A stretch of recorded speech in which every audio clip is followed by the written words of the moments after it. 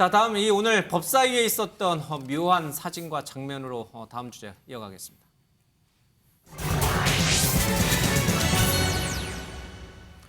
앞서 한동훈 장관의 차출설, 전당대회 차출설, 당대표 차출설 얘기를 했는데 오늘 법사위에서 흥미로운 사진이 좀 실렸습니다. 좀 보이시죠? 예, 법사위원인 김의겸 의원과 한동훈 장관이 서로 자신의 처지에서 상대방을 바라보는 사진이 있었습니다. 우리 사진 기자들이 포착을 잘하는 것 같습니다. 한동훈 장관이 좀 째려보는 건가요? 좀 김의겸 의원을. 또 김의겸 의원도 사실 한동훈 장관을 이렇게 쳐다보는 그 사진이 좀 있습니다. 혹시 있나요? 예. 자, 예, 요 사진도 있고 또 김의겸 의원이 한동훈 장관을 쳐다보는 또 사진도 좀 있습니다. 자, 두 사람은 이제 건너올 수 없는 강을 건너간 것처럼 보입니다. 10억 원 민사소송, 손배소까지 한 장관이 제기한 터라 이제는 두 분은 서로 화해할래 화해할 수 없는 사이가 된 것 같습니다. 맞나요? 이미 그런 사이가 되는 거죠. 예.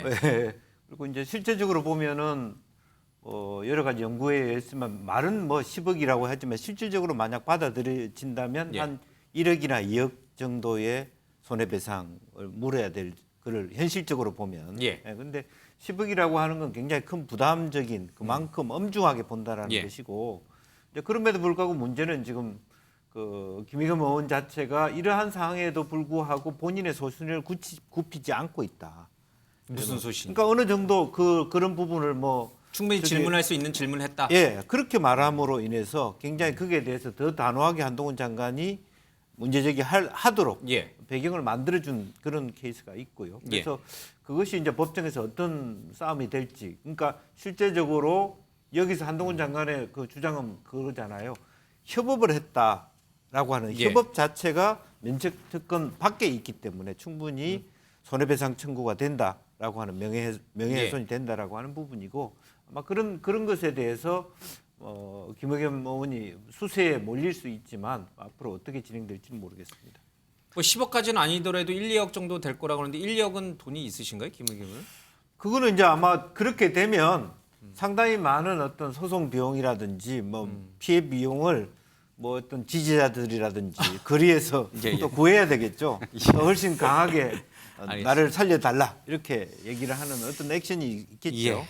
김의겸 의원이 SNS에 글을 올린 걸 보면 이제 10억이 없으면 국회에서 어떤 의혹도 제기할 수 없다. 이제 이런 식으로 강한 이제 불쾌감을 토로했는데 한동훈 장관은 그러면 왜 이렇게 국회의원에게 면책특권이 보장되는 국회의원이 한 질문에 대해서 형사뿐만 아니라 민사소송 10억 원 소송까지 걸었을까? 한 장관의 얘기를 들어보겠습니다. 이번에도 흐지부지 넘어간다면 이분은 앞으로 계속 그러지 않겠습니까? 다른 국민들한테. 그리고 그렇게 하겠다고 본인 스스로 공언하기까지 했고요. 이번에는 다시는 그러면 안 된다는 분명한 선례를 남기는 것이 김의겸이 말씀하신 법무장관의 지위 이런 걸 감안하더라도 더 공익에 부합하는 거라고 저는 생각합니다. 오늘 여러 기사를 보다 보니까 진중권 교수가 그런 얘기를 했더라고요. 김의겸 의원이 사과를 했잖아요. 윤석열 대통령 등 관계된 분들에게 이렇게 해서 한 장관을 직접 거명하지 않고 유감 표명을 했어요. 그건 굉장히 잘못됐다. 그렇다고 해서 한 장관이 10억 소송 건 거는 적절하지 않다. 이런 이제 말을 진중권 교수가 했는데 어떠세요? 이 한동훈 장관은 이거 그냥 내버려두면 계속 저러고 다닐 거 아니냐, 허위사실 유포할 거 아니냐 이거예요. 꼭 형사적으로는 면책특권 뒤에 숨을 수 있겠지만 민사적으로는 숨을 수 없으니까 민사를 제기했다는 그 뜻인데 저런다고 해서 김의겸 의원이 물러날까? 지금 물러나면 더 창피한 일이죠. 예. 지금 와가지고. 근데 저는 만약에 이제 한 번 정도 문제 제기를 하고 한동훈 장관이 그거 갖고 고소고발을 했다면 좀 한동훈 장관이 너무한 게 아니냐 이렇게 얘기할 수 있을 것 같습니다. 그런데 이 건에 대해서는 저는 예. 국민들한테 좀 여쭤보면 훨씬 더 많은 분들이 한동훈 장관님의 예. 어떤 그 문제 제기와 이걸 좀 반복하지 말아야 되겠다라고 하는 이 방식에 대해서 더 응원을 예. 해주실 거라고 생각이 들어요. 일단 좀 해도 너무했다는 생각이 들고 예. 지속적으로 또 반복적으로 계속 하고 있다는 거죠. 그리고 예. 설사 그것이 거짓이라고 판명이 났는데도 불구하고 저는 지난번 사과가 아니었다고 생각이 됩니다. 예. 뭐 유감을 표명한 정도이고요. 그다음에 또 저는 이거는 법무부 장관만 거론한 사건이 그러니까 청담동 예. 그 술자리 의혹은 그 자리에 대통령도 있었다고 얘기를 했어요. 예. 그래서 굉장히 저는 악의적이고 좀 질질이 나쁜 의도를 갖고 있다고 예. 생각이 되는데 그런 측면에서 조금 재발을 방지하면 좋겠다라는 것이 한동훈 장관의 뜻인 것 같기도 하고 예. 국민 입장에서 볼 때도 저는 이제 아무리 면책특권이 있기는 하지만 예. 대한민국 정치가 좀 바뀌어져야 된다고 생각을 합니다. 예. 그래서 그런 측면에서 좀 좋은 선례를 남겼으면 좋겠다는 생각이 들고요. 뭐 정치적으로 생각하면 이렇게 서로 고소고발 안 하는 게 좋지만 예. 저는 정치에서 사과도 좀 쿨하게 자기가 잘못한 부분에 예. 있어서는 깨끗이 사과하는 관행을 만들어가는 것도 필요하다고 생각합니다. 예.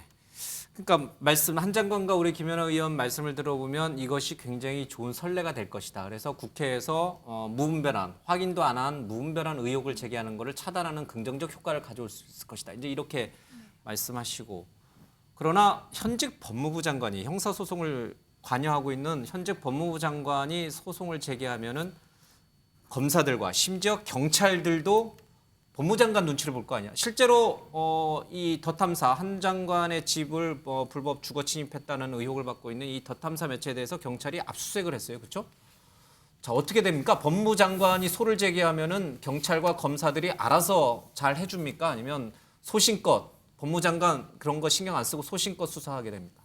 그래서 대통령이나 장관이나 총리가 어떤 말을 하게 되면 특정 사건에 대해서 이야기를 하게 되면 이거 가이드라인 주는 거 아니냐라고 하는 비판이 항상 나옵니다. 예. 그런데 이거는 아예 소송을 건 거예요. 그러면 장관 밑에 있는 사람들은 알아서 소위 말해서 알아서 챙길 수밖에 없는 겁니다. 그러니까 뭐 더 탐사에 대한 압수수색도 들어가는 거고 이런 모양새가 나오는데 저는 개인으로서는 충분히 뭐 명예훼손에 대해서 형사적인 측면뿐만 아니라 민사적으로도 예. 할 수 있는 부분이라고 생각해요. 김의겸 의원이 언론인 출신 아닙니까? 사실관계 확인, 증거에 대한 확인 없이 그런 명예훼손의 발언을 한 거는 좀 분명히 잘못됐다고 봅니다. 그런데 문제는 자연인으로서의 한동훈 장관이 아니라 현직 법무부 장관으로서의 한동훈 장관이잖아요. 그리고 많은 사람들이 곧 정치를 할 거다라고 예상을 하고 있습니다. 예. 정치인이 이미지를 만드는 게 얼마나 힘든 작업이고 그걸로 인해서 정치인의 미래가 바뀌거든요.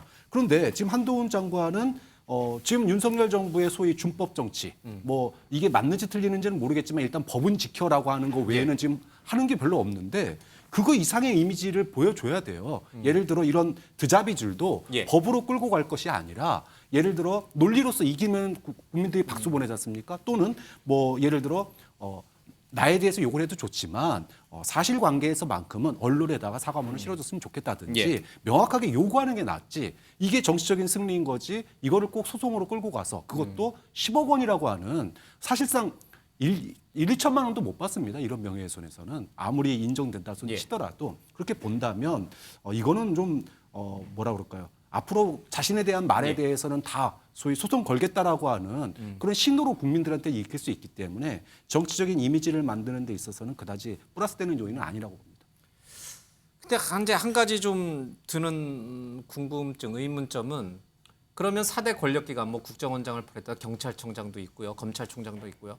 4대 권력기관의 장들, 심지어 대통령은 아무리 억울한 일이 있어도 임기 그 직을 갖고 있는 동안에는 소송을 걸지 말아야 되는 건가? 그게 맞는 건가?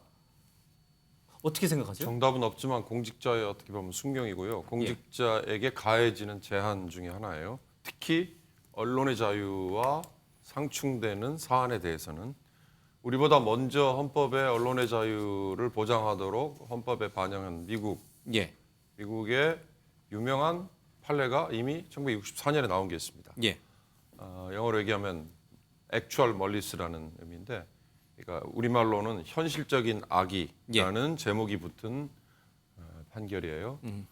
공직자가 명예훼손으로 언론을 향해서 소송을 제기하는 경우에 예, 이 공직자 스스로가 그 언론사가 이 악의를 가지고, 그러니까 이 보도가 사실인지 아닌지와 상관없이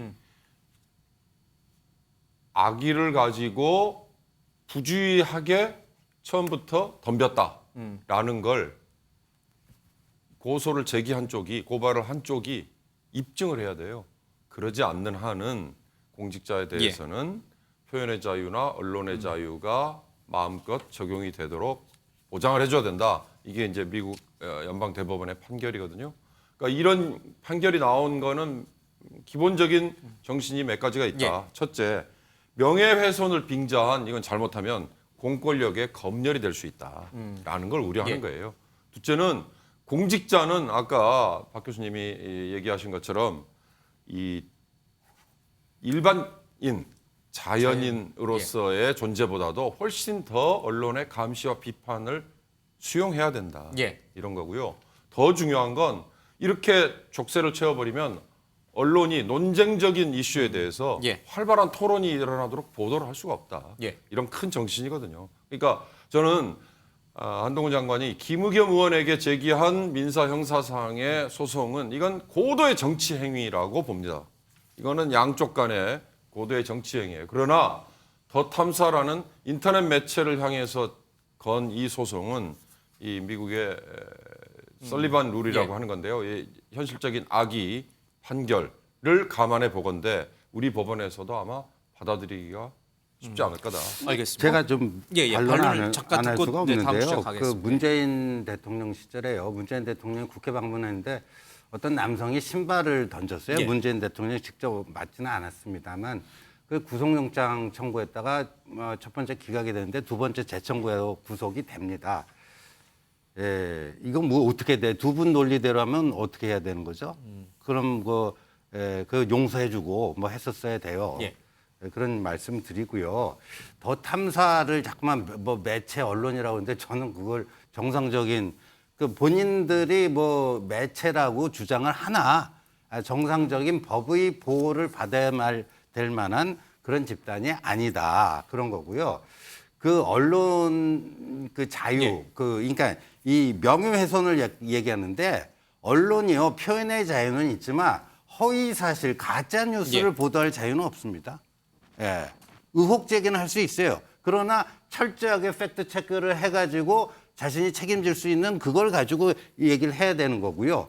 지금 미국 얘기하셨는데 미국의 징벌적 손해배상제도 있습니다. 예. 가짜 뉴스를 가지고 그 누구를 이렇게 헐뜯고 뭐 하는 거 하면 그래요. 언론사가 망해버려요. 그렇죠. 그러니까 미국 사례도 정확히 얘기를 해야 되는 거고요. 김의겸 의원이 어떤 입법 활동을 했죠? 그 전 정부 시절에 언론개혁이랍시고 그 징벌적 손해배상. 예. 거기 지금 얘기하신 대로 망할 정도의 수준으로 그걸 해야 된다. 손해배상을 해야 된다. 그런 분 아니에요. 그리고 여기에 대해서 제대로 된 사과라도 했다면 사과라도 한 상태에서 한 장관이 저렇게 했다면 한 장관이 좀 너무하네. 포용력이 좀 부족하네. 그런 지적이 일리가 있을지 모르겠는데 김의겸 의원이 이제까지 해온 예. 그 행적으로 봐서는요. 좀 불가피한 선택이었다고 봅니다. 알겠습니다. 이 경찰의 압수수색 과정에서 더 탐사와 이게 몸싸움까지 벌이는 그런 일이 좀 있었습니다. 자, 이에 대한 어떤 생각들은 이렇게 조금 확연하게 좀 갈리는 것 같습니다.